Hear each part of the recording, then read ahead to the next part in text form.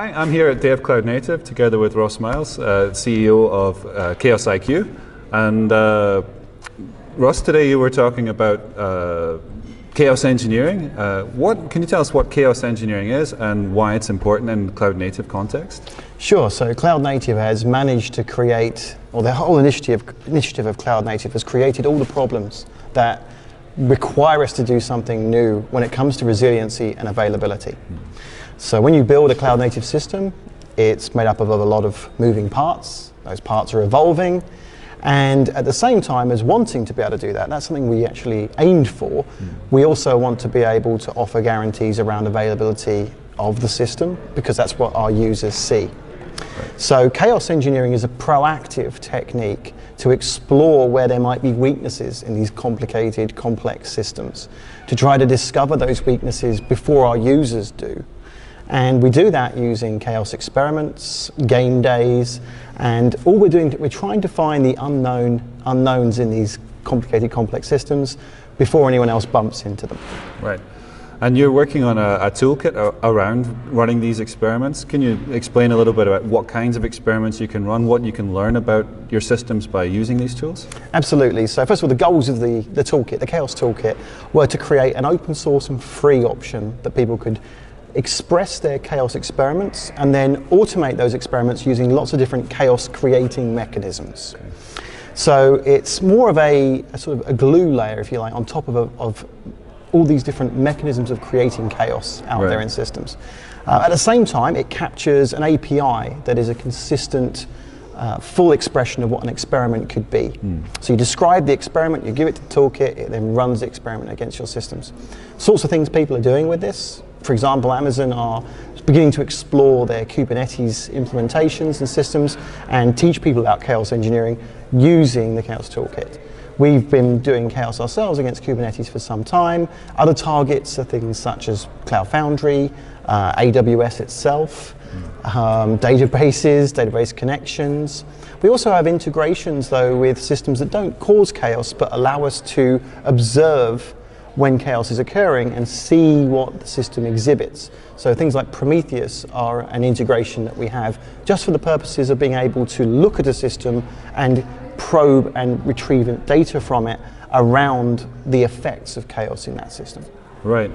Now, a lot of the tools and techniques that we hear about often in conferences or in the media are really for companies that are at Facebook scale, Google scale, Amazon scale. How does these tools fit in for regular development organizations? Are they beyond the reach, or is it something that we should all be doing? I don't think they're beyond the reach. When you look at the problem that chaos engineering helps you solve, it's about building confidence in your system under certain conditions. That's not really limited to cloud native, microservices, Kubernetes, any of the new categories. We've been doing something similar to chaos engineering for a very long time. We've been calling it disaster recovery, and we don't do it very often. Right. The phrase I use is chaos engineering, thought of slightly differently, is continuous, limited scope disaster recovery. Right. And we're trying to exercise the same mechanisms that we would do with disaster recovery, but more frequently, smaller impact, and so we can build confidence that the system under certain conditions will either survive or we have the mechanisms around it to help it survive.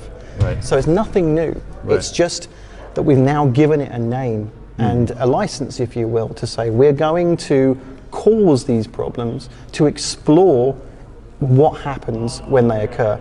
Regardless of how the system is architected, there will be unknown unknowns. Yes. And this is where you can begin to explore what chaos engineering could do for you. It's interesting enough, it's one of the few best practices that I can usually recommend people consider. Most other things come with huge caveats. Yeah. Right? So use Kubernetes if X, Y, and Z. Use serverless if you have these other characteristics.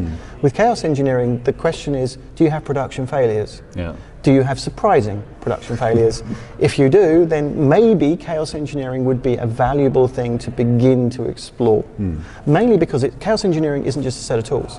It's a mindset, it's a way of thinking about a system, it's a decision to proactively explore weaknesses in your system. And then the method, the practices that build upon that in order for you to do it. Yeah. And like, how does that fit in with the world of automation and CI/CD, continuous deployment? Does chaos engineering work alongside that, or part of the pipeline, or utilize the automation that comes from the pipeline? Does it fit into that story at all?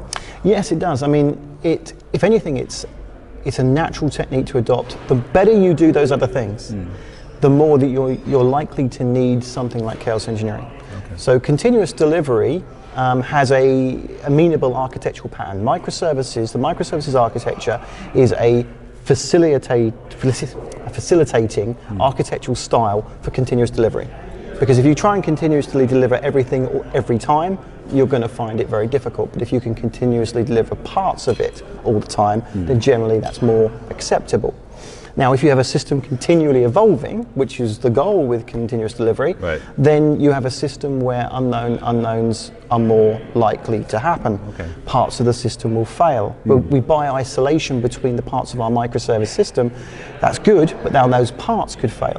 Those networks could fail. Those virtual machines could fail. You see what I mean? Yeah. The increased potential of failure in the system.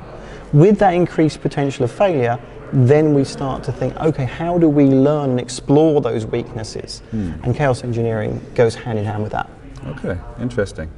So, I mean, there's a lot going on with chaos engineering. I know that you're working on some books and all kinds of information. You're doing a tour. Do you want to tell us a little bit about how people can learn more about chaos engineering, how to get started, how to dig into it? Yeah, absolutely. I mean, always the first answer from me is going to be read the Principles of Chaos. Read the docs. Read the docs. Read the Chaos Engineering book from O'Reilly. There is a free book. You know, anyone can grab it, and it will give you a good introduction to the technique. On top of that, obviously grab the Chaos Toolkit would be my answer. Start playing with it. Give us some feedback. Join us on our Slack community. There's also a Chaos Engineering Slack community. That's also a great place to go and share stories and learn. Right. Beyond that, of course, I have to mention the tour. Yes. So last year I suggested that I do a tour across the United States to build up some interest around a few topics, including a conference that's over there. It's now happening, and as of next Tuesday, I'm on it. Okay. I'm roughly riding 8 hours a day, and then everywhere I stop that has a major city, I'm doing an evening talk. Okay. So it's going to be fairly intense. And then I wondered, how could I make it more intense? And so now I'm actually writing a book as I go. Okay. So every day I'll be spending a couple of hours to write a new chapter, to explore the conversations I have. So what I'm trying to do is I'm trying to put the word out that says, if you have production incidents, and let's be honest, who doesn't, and if you're willing to share them, come and have a conversation with me on the tour. I want to hear about your production instance. I'll then put some of your stories, anonymized if necessary, into the book so that everyone starts to begin to see these things, and then we can explore. I will explore in the book how chaos engineering might work with some of those sorts of challenges. So it's going to be a bit of fun. It's part travel journal. It's part the pain of riding that much. Right. I will try to keep the comments about soreness to a minimum, but it's also going to be about the people I meet. It's a nice thing to do. And I guess the other thing that I added to that mix is I wanted to give the tour a bit more of a mission than just collating stories around production. And so all the proceeds from the book, even though it's free, it's on LeanPub, you can grab it right now. There's also the ability to pay for it. And the only reason you do that is if you want to give money to Girls Who Code. So we'll be donating 100% of the proceeds from the book to Girls Who Code, which is a great initiative in the US to increase diversity in our industry. Fantastic. Well, thanks again for coming to Oslo to give us this workshop, and hope you enjoy your trip. Yeah, thank you.